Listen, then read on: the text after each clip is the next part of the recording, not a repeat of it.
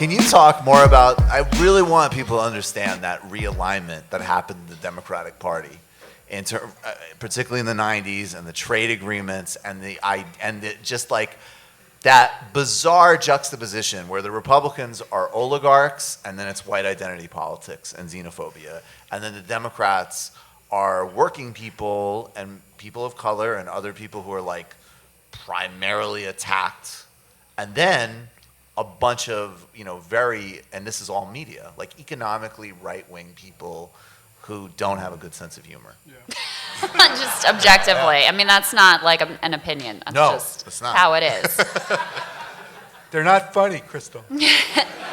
Well, I think where we went awry, and this is actually interesting because people think Bill Clinton really pioneered this era of like corporate centrism that we are hopefully coming out of now. But people forget when he ran and won the first time and came out of nowhere, he didn't run as this like triangulating bullshit artist that he governed as. He ran as an economic populist. I mean, that was a key part of his appeal. And I know people who worked in the early days of that administration who were just like completely dispirited by the way that he actually governed with, deregulation of the banks and NAFTA, of course, which has just destroyed so much of the country, including places that I've lived in and know and love.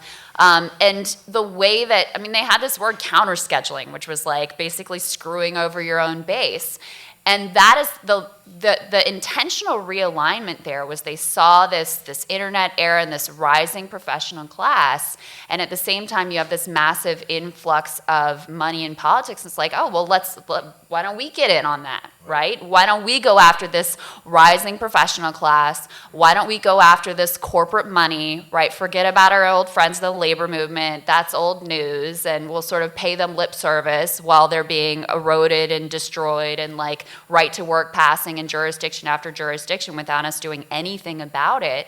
And so, that was not an accident. That was an intentional strategy. And so where we've ended up at, and this is my sort of way of thinking about the difference between establishment Democrats and establishment Republicans, is they both have this faith in the meritocracy. That if you are born as like a brilliant young genius, Barack Obama, and we can make it so that you can ascend to your rightful place in the meritocracy, then we've done our job. And the only difference between Republicans and Democrats is Republicans think there's no racism, there's no sexism, like the meritocracy is already perfect, it's already amazing, like let's just cut taxes and we'll be good to go. Whereas Democrats say, well, no, we want the meritocracy to be perfect, but there are these issues of racism and sexism, et cetera. But we've lost this view that used to be core to the Democratic Party, that no matter who you are, no matter where you're born, no matter what gifts you are or aren't born with, and whether they happen to be like marketable at this moment, you are worthy of dignity. Woo!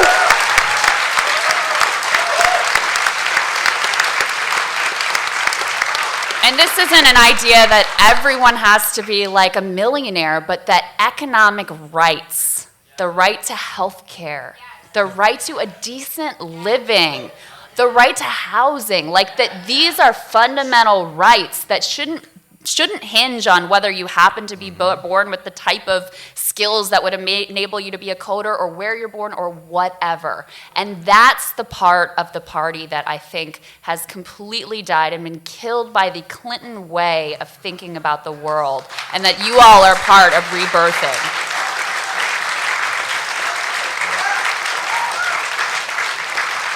And so I know you have Harvey K a lot on the show, but a mutual friend of ours. That's actually who introduced us to one another. The great Harvey K. Yeah. We love Harvey K. And the way I think he thinks about this in the right way, which is that, Sanders' type of politics, it's not radical, it's not out. You don't have to go to Europe to connect with the experience of it. This is reconnecting with a deeply American set of values and part of our history that we've just lost touch with over the last couple of decades, to the great detriment and destruction of the working class of America and really the country in general. Yeah, that's exactly right. And that's also another person that we've both recently interviewed and who I have a ton of admiration for, Adolph Reed. Yeah. He made this, yes, we do. I mean, he's like, look, if the only choices are between white supremacy capitalism, like apartheid capitalism, which is what the trend is. Yeah. Because again, like, one of the things to be really, look, of course you have to morally condemn and fight bigotry and racism. But the very disturbing thing about the rise of this global far-right politics is some people who are extremely relatively privileged economically and racially, but they're recognizing that the pie is getting smaller and smaller. And if we have an actual meritocracy, I'm threatened, right? Because then things do look more like like Singapore or something like that. Singapore is very repressive. That's where like Michael Bloomberg and Pete Buttigieg want to take us, right? And so, but there is diversity. There is some idea that like we can't spend too much time being racist or sexist because we literally need the best person at this job to make the money. Right. And so this like apartheid thing with Trump and those people are, some people recognize like, wait a second, I don't actually want that kind of competition. I'm cool where I'm at. And the point that Reed is making though is like, if our only choices are a grotesquely unequal, obscene world where the 1% is balanced in terms of race or gender, sure, we'll pick that one over the white supremacy Over the one that's all white people. Right. Yeah. But what we want is a world where people are not suffering and immiserated, and we have this disgusting maldistribution of wealth and resources across any line. And that is socialism. Like, that's socialism. And it is American. Right. Just real quick, just so people can understand, like when we're talking about this access to basic rights and like the ability to live, just like, it's really interesting. Karl Marx, do you know what radicalized him? A lot of people don't know this story. So right after school, right, he got his PhD and he got a job as an editor-in-chief in a small town in Germany. And it was, it was a part of, history where capitalism was really becoming instituted as a system and feudalism was dying out. And he's lived in this small town and people started dying because of the cold winters, because they were no longer able to go into the forest and chop wood because the forest became owned by a massive landowner in the area. And that's what radicalized Marx. That's when he became a socialist and a communist. And it might seem like a small thing, but it's like the idea is that capitalism makes it impossible to live for most people. And it puts us into situations of desperation just to be able to continue our lives. And as socialists and as Marxists, as communists, or as progressives, what we're trying to do is to get rid of those human-created impediments to just being able to live, a decent life. Yeah.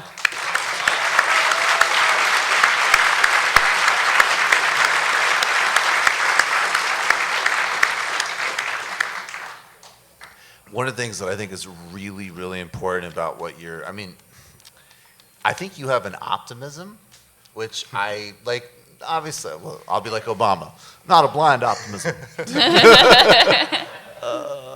but a grounded optimism. So I think that... I do. I think you do, and I think that the left in general, it's very important. I talk all about, I think branding is important. I think how you talk to quote-unquote normal people is important. I think the energy that you put forward this is another thing reason I think Lula is a tremendous leader. The inspiration of that, or Cornel West as an example. Yeah, so I'm really curious, absolutely. What does give you that optimism? Well, I think there are two things right now.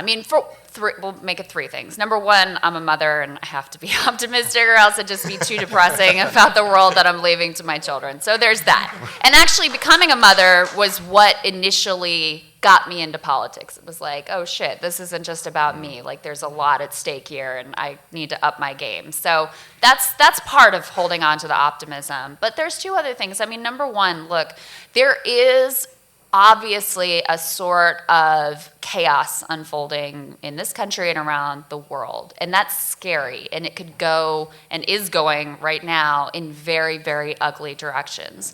But it also creates opportunities and possibilities that didn't exist before. I mean, just, 10 years ago, imagining this grassroots movement, like I couldn't have wrapped my head around it. There's no way that I could have imagined that this would be possible in such a short time frame. And to think that there's a credible path to a democratic socialist winning the Democratic Party nomination, like basically completely remaking the party and potentially being in the White House, that would have been beyond my ability to imagine what was possible even just 10 years ago. So there's that state of chaos that I think we all feel. It sort of hangs on a knife edge, and why we all feel so engaged right at this moment, because we feel like the actions we take at this time may reverberate in greater ways than maybe at any other moment in our life. So I think that's true. But there are also just really specific things that I've seen in politics that give me reason for optimism. Two that I'll lay out for you is, I was really involved in West Virginia politics last cycle, and was there in the state when teachers were storming the Capitol. And, you talk about a state that's been exploited.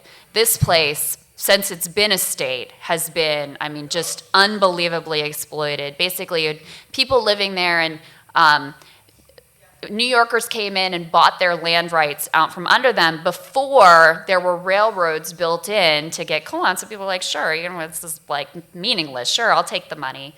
And then the moment that all the mineral rights were sold to out-of-staters, then the railroads are built and the coal mines open. And it's just been a history of exploitation. But it's also a history of like militant radicalism.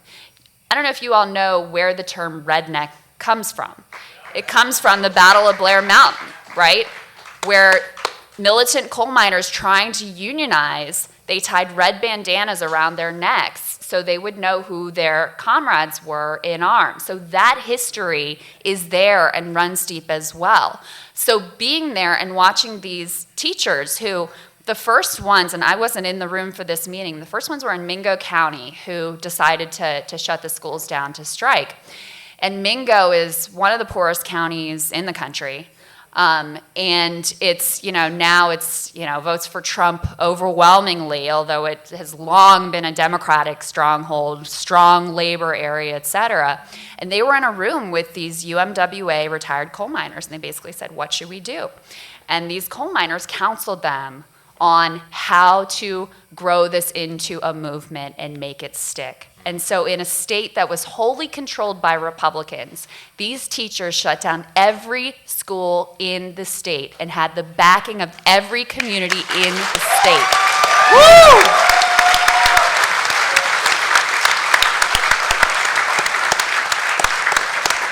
And ultimately, even though Republicans who were hostile to their interests controlled everything, they could not take the heat and the pressure, and they totally folded and crumbled. So when I hear Bernie Sanders talking about we're gonna, how are we gonna get Medicare for all through? We're gonna bring the movement to Joe Manchin's backyard or whoever. I've seen that work. I know it works. I know that works.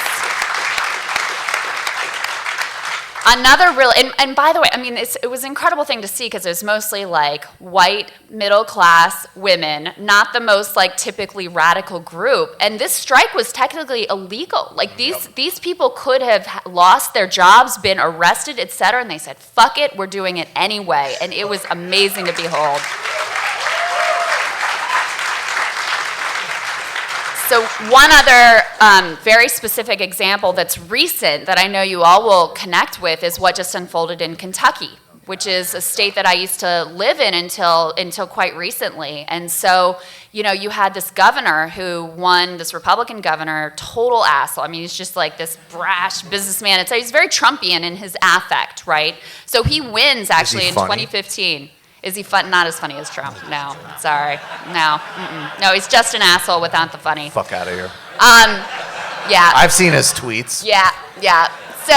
he wins in 2015, and it's very much canary in the coal mine for Trump, because even though we think of Kentucky as a red state, Kentucky's was electing Democratic governors right up until this guy. They just lost control of the state house, Democrats did, in 2015 in Kentucky. So it has that legacy as well. And so he wins, the polls had him down 10, he wins by 10, he sweeps into office, and he starts passing every right-wing priority you can imagine. You know, right to work rolls down, other attacks on labor rights, lots of like social conservative legislation, and then he went for teachers' pensions, and they said hell no. So teachers movement springs up there. They're holding signs that say don't make us go West Virginia on you, which is an amazing thing to say. That's awesome. And so, Everyone knows what that means. yeah, exactly. And so what? That's So strong branding. how did the Democrats run against Bevin? Right? They nominated a guy, Andy Beshear, whose dad had been governor. And look, I know Andy. He's a nice guy. He's got a good heart, good character. He's a terrible politician. He's just not charismatic Nice at guy, all. very nice guy, very boring. Very boring. She just Very trumped boring. that. You catch True. that? True. Everybody likes him, but terrible speaker. Very true. Very true. Nice guy.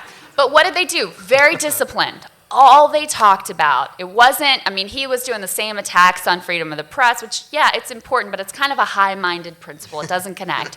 There were, you know, shady business dealings involving Russia. Did Democrats talk about that? No. They focused like a laser on healthcare, on right to work, on pensions and teachers. Working class issues. And Andy Beshear, as we see with the Democratic trend across the country, yes, turnout was up in the suburbs. Yes, he did very well in the suburbs. But the reason that he won was because of coal country. Because some of those counties in coal country that had a legacy of union militant unionism and democratic voting, they turned back when we were talking about working class issues. And look, it takes a long time to undo the damage that neoliberalism has done to the Democratic Party across the country. But that this one race could be won in this way should give us all hope for the type of politics that could succeed almost everywhere in this country.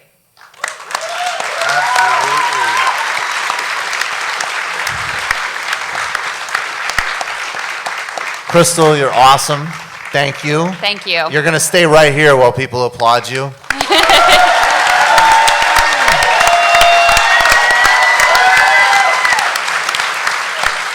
You just watched a Michael Brooks Show video. Subscribe to get them all. Why wouldn't you? Don't be foolish.